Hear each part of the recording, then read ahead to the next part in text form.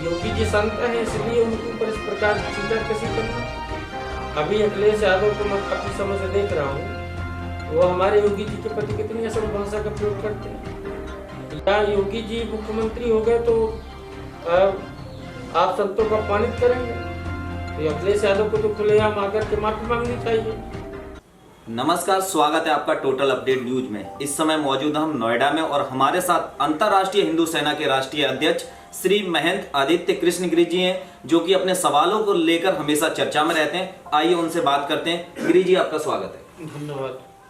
गिरी जी, सबसे पहले मैं आपसे जानना चाहूंगा कि त्रिपुरा में एक घटना हुई थी जहां पर हिंदुओं पर अत्याचार हुआ, काली माता का मंदिर भी जलाया गया। आपकी संस्था की तरफ से क्या कदम उठाए गए? देखिए, सबसे पहले तो भारत में कोई ऐसा माहौल बना नहीं था, और त्रिपुरा की जो घटना हुई वो घटना प्रेरित थी बांग्लादेश से।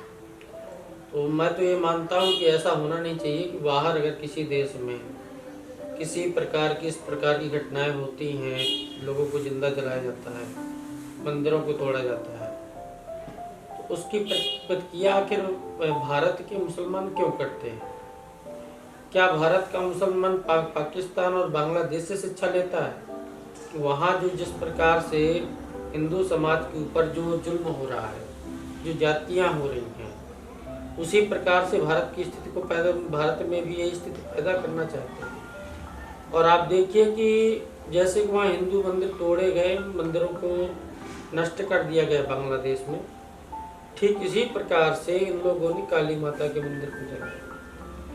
उससे हमें बहुत चोट पहुंची, और फिर हमने हमारा संगठन वहाँ अंतर्राष्ट्रीय हिंदू सेना का है, हमने अपने प्रदेश अध्यक्ष अविनाश किशन दास से बातचीत किया और पूरी वहाँ की परिस्थिति की जानकारी की कि ये सब सारी चीज़ें हो क्यों रही हैं। फिर हमने कहा भाई इसका विरोध करिए, समाज को जागरूक करिए, अगर ऐसी घटनाएं और नहीं होनी चाहिए। फिर अंतर्राष्ट्रीय हिंदू सेना जब आगे आई तो फिर जो दूसरे संगठन थे, हिंदू संगठन थे, बजरंग दल है, RSS है, वो लोग भी आए और सम्मिलित सबने मतलब आप ये समझिए कि पूरे हिंदू जनमानस ने सड़कों पर उतर करके उसका विरोध किया कि त्रिपुरा में किसी भी प्रकार की ऐसी घटना को नहीं होने दिया जाएगा। और उनको फिर हमारी हिंदुओं की जो शक्ति थी, जो ताकत थी, उस ताकत से मुसलमानों में जो भय पैदा हुआ तब उससे वो शांत हुए। नहीं तो आप ये मान लीजिए कि बंगाल में जो ममता बनर्जी ने जो किया है हिंदुओं के साथ में, सिर्फ सीधे सीधे वही उन्हीं चीज़ों को त्रिपुरा में भी करना चाहते थे कि हिंदुओं पर अत्याचार हो, उनके मंदिरों को जलाया जाए, उनकी आस्थाओं का अपमान किया जाए। तो कुल मिलाकर के संगठन ने जीत हासिल की है, ऐसे तत्वों को दबाने का काम किया है, और अंतर्राष्ट्रीय हिंदू सेना हिंदू समाज की रक्षा के लिए खड़ी रहेगी। आगामी अभी 19 दिसंबर को वहाँ पर हमारी एक धर्म सभा है, जिसमें हजार लोग, जो हिंदू समाज के जितने भी लोग हैं, वो सब उस कार्यक्रम में उपस्थित होंगे। और अंतर्राष्ट्रीय हिंदू सेना की तरफ से मैं भी वहाँ पर जा रहा हूँ, तो हम बातचीत भी करेंगे और अपनी जो बातें हैं जनसभा के माध्यम से, धर्म सभा के माध्यम से हिंदुओं को जगाने का कार्य करेंगे कि उन्हें अपनी रक्षा स्वयं करनी होगी, और अपने जो मान बिंदु हैं उनको संजो करके रखना होगा। हम अपने धर्म का अपमान किसी प्रकार से बर्दाश्त नहीं कर सकते हैं। ये हिंदुओं का देश है, तो हिंदुओं की आस्था का सम्मान होना चाहिए। तो यही सारी बातें हैं, और अभी हम संगठन को भी वहाँ काफ़ी तेजी से मजबूत कर रहे हैं। पिछले 5 सालों से अंतर्राष्ट्रीय हिंदू सेना वहाँ कार्य कर रही है। आप ये समझिए, गाँव में छोटे छोटे जो गाँव के भी जो छोटे छोटे जो खेत खलिहान जो होते हैं, हमने जमीनी स्तर पर लोगों को काम किया है जोड़ने का, और लोग जुड़ रहे हैं। आप सोशल मीडिया पर काफी एक्टिव रहते हैं। अभी फेसबुक पर आपने एक पोस्ट डाली थी कि आपने नवजोत सिंह सिद्धू को इमरान का भाई बता दिया, आखिर क्यों? अब आप देखिए, इमरान और नवजोत सिंह सिद्धू ये दोनों एक दूसरे से प्रेरित होते हैं। भारत में जो बात कांग्रेस पार्टी और सिद्धू जो बोलते हैं, उन्हें समर्थन कहाँ से मिलता है? उनको समर्थन जो मिलता है वो पाकिस्तान के नेताओं के द्वारा मिलता है। वहाँ के प्रधानमंत्री उसकी प्रतिक्रिया में वाहवाही करते कि नहीं, ये लोग जो सरकार से कह रहे हैं ऐसा ही है। और तमाम सारी चीज़ें हैं। और अभी तो आप समझ लीजिए ताज़ा जो मामला है वो वहाँ के पूर्व मुख्यमंत्री रहे अमरिंदर सिंह जी ने कह ही दिया है कि भाई ये व्यक्ति देश हित के लिए जो है ठीक नहीं है और इसकी जांच होनी चाहिए, इसके ऊपर कार्रवाई की मांग की है। तब केंद्र सरकार को हम जो बात कह रहे हैं वो सिद्ध हो रही है। आपने तो संविधान पे भी सवाल उठा दिए कि भारत का संविधान धर्मनिरपेक्ष नहीं है। मैंने संविधान पर सवाल नहीं उठाया, मैंने उसकी व्याख्या सही रूप में की है। संविधान में सेकुलर शब्द लिखा हुआ है, तो सेकुलर का पहली बात तो धर्म जो हम मानते हैं स्वीकार्य भी होना चाहिए कि धर्म सिर्फ एक है पूरे विश्व में, वो सनातन धर्म। बाकी ये जो जितने भी ये संप्रदाय हैं, पंथ हैं, संप्रदाय हैं, तो धर्म एक अलग चीज होती है, पंथ एक अलग चीज होती है। पंथ माने आप मान लीजिए कि अनुयायी होना, जैसे कि अब हमारे गुरुदेव जो है गुरु नानक जी के जितने भी अनुयायी थे वो सब पगड़ी बांधने लगे, सिखा ये केस वगैरह रखने लगे, सिख हो गए, तो अनुयायी हैं उनके। सनातन माना तो गुरु नानक ने भी सनातन धर्म को ही है। तो इसलिए भारत का जो संविधान है वो धर्म निरपेक्ष नहीं है, पंथ निरपेक्ष है। इन लोगों ने व्याख्या इसकी गलत रूप में किया है और मैं ऐसा मानता हूं कि भारत स्वाभाविक रूप से हिंदू राष्ट्र है, क्योंकि भारत का जो विभाजन हुआ था धर्म के आधार पर हुआ था, उसका कोई आधार ही नहीं था। एक ही आधार था कि मुसलमानों को अलग देश चाहिए, तो मुसलमानों को जब अलग देश पाकिस्तान दिया गया तो भारत के पास भारत की जो हिंदू जो जनता है, भारत को हिंदुओं को भारत मिला, तो भारत हिंदू रहा, वो इस्लामिक राष्ट्र हो गया। भारत स्वाभाविक रूप से हिंदू राष्ट्र है क्योंकि उसका बंटवारा धर्म के आधार पर हुआ। और जो बात थी वो हिंदू और मुस्लिम की थी। इसलिए मैं ऐसा मानता हूँ कि इसको कुछ नहीं,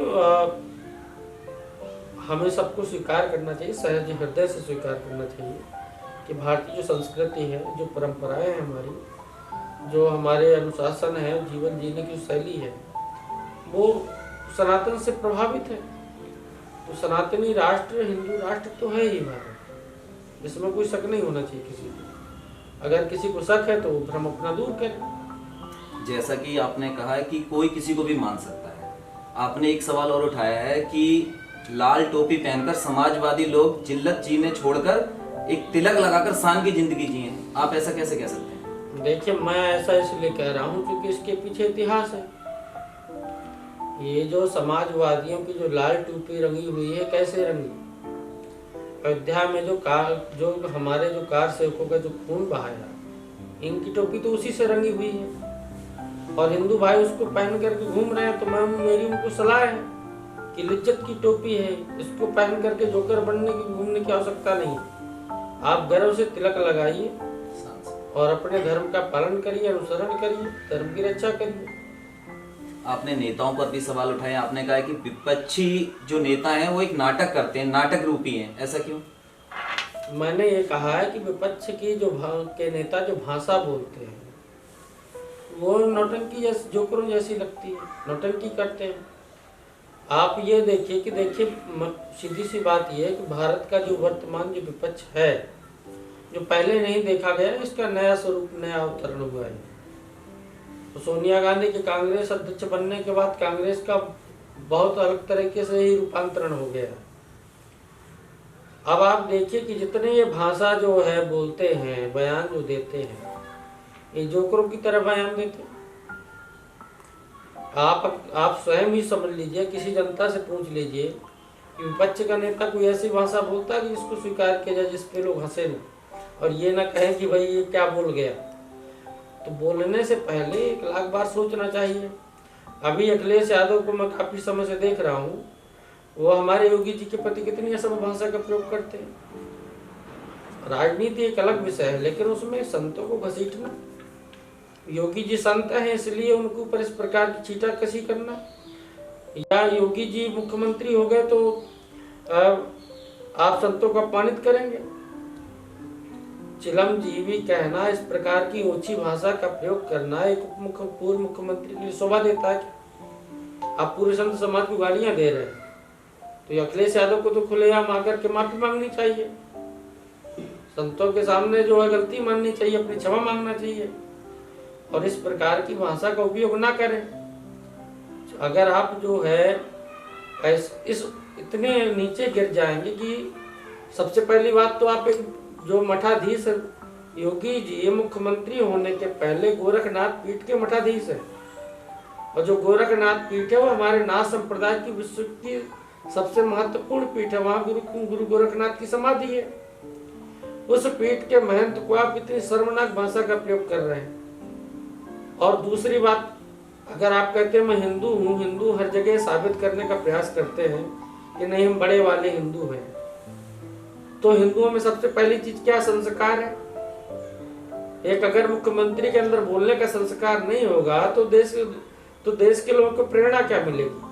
क्या यही सब चीजें लोग सीखेंगे? क्या आपको बोलने की तमीज भी नहीं है? तो अखिलेश यादव ने बहुत ही ऊंची हरकत किया है, और राजनीति में आप रहें, एक दूसरे के विचारों से सहमत होना एक अलग विषय है, लेकिन इस प्रकार की टिप्पणी करना, किसी का अपमान करना, ये तो बहुत छोटी हरकत है। जैसा कि अभी हमारे प्रधानमंत्री जी ने जो किसान बिल वापस लिया है, उस पर विपक्षी लोग कह रहे हैं कि वो डर गए हैं, चुनाव को लेकर उन्होंने बिल वापस लिया। इस पर आप क्या कहना चाहेंगे?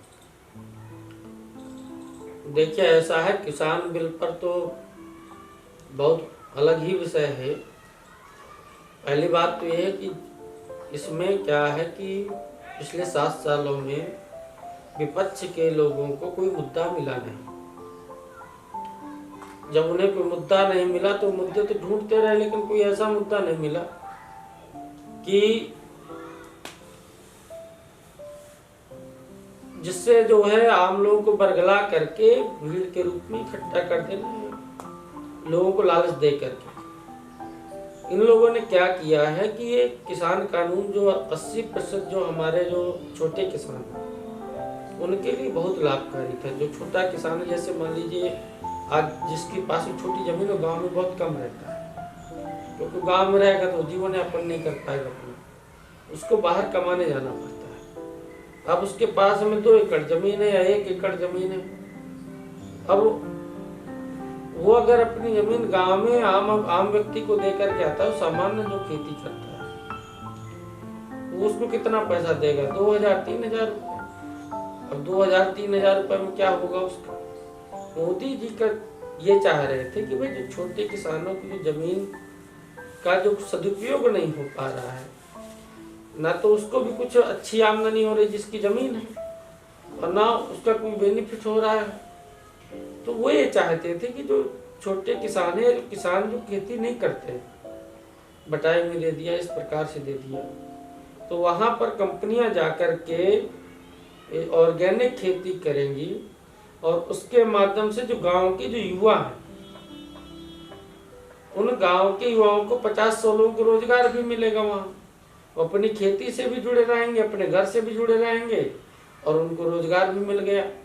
तो उससे हमारे देश की जो है, देश का विकास बढ़ना स्वाभाविक रूप से तेज हो जाता है, क्योंकि जब रूरल एरिया का जब व्यक्ति आगे बढ़ता है तभी वास्तव में देश की तरक्की होती है। जब समाज के निचले पायदान के व्यक्ति की जब स्थिति अच्छी होती है तो फिर देश अपने आप सुदृढ़ होता है। अब अगर इस प्रकार की स्थिति हो जाती तो फिर इनको कोई पूछता नहीं आगे, इन पार्टियों को तो अस्तित्व समाप्त हो जाता।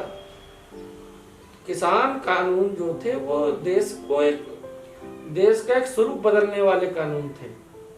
भविष्य में उसके जो परिणाम आते वास्तव में वो चौंकाने वाले होते। और इस बात को जो विपक्ष है हमारा, ये विपक्ष समझ गया था। इन लोगों ने भ्रमित किया, लोग आकर के बैठ गए। इतनी हजारों डिबेटें हुई हर टीवी चैनल पर, ये 3 काले कानून वापस करो ये तो कहते रहे, लेकिन उस तीनों कानूनों में काला क्या है ये तो बताओ। एक भी प्रश्न का इनके पास में उत्तर नहीं दिया इन लोगों ने। नहीं जी काले कानून है, काले कानून है। अरे काले कानूनों में कुछ तो पॉइंट बताते हैं 2-4-10 कि भाई ये जो पॉइंट हैं ये इस कानून में नहीं होने चाहिए, इससे हमें ये नुकसान होगा। तो ये केवल कौआ कान ले गया वाली कहावत थी, और उसी प्रकार से सब लग गए पीछे, कौआ कान ले गए, कान ले गए, कान ले गए। अब हम ये भी नहीं कह सकते कि पूरे देश का जनमानस नहीं चाहता था कि उनका ये कानून वापस हो। हम तो, हमारे जितने गांव के लोग आते वो सब कहते थे नहीं गुरुजी कानून तो बढ़िया है। बाकी देश की जानता ही है, सब समझ ही गया है जो भी। गिरी जी, आपने हम अपना कीमती समय दिया, इसके लिए आपका बहुत बहुत धन्यवाद। धन्यवाद। जय श्री राम। ये थे हमारे साथ महंत आदित्य कृष्ण गिरी जी, जिनका साफ कहना है जो किसान बिल था वो देश का स्वरूप बदलने के लिए था। मैं सुनील कुमार प्रजापति, कैमरा पर्सन हीरा शाह के साथ।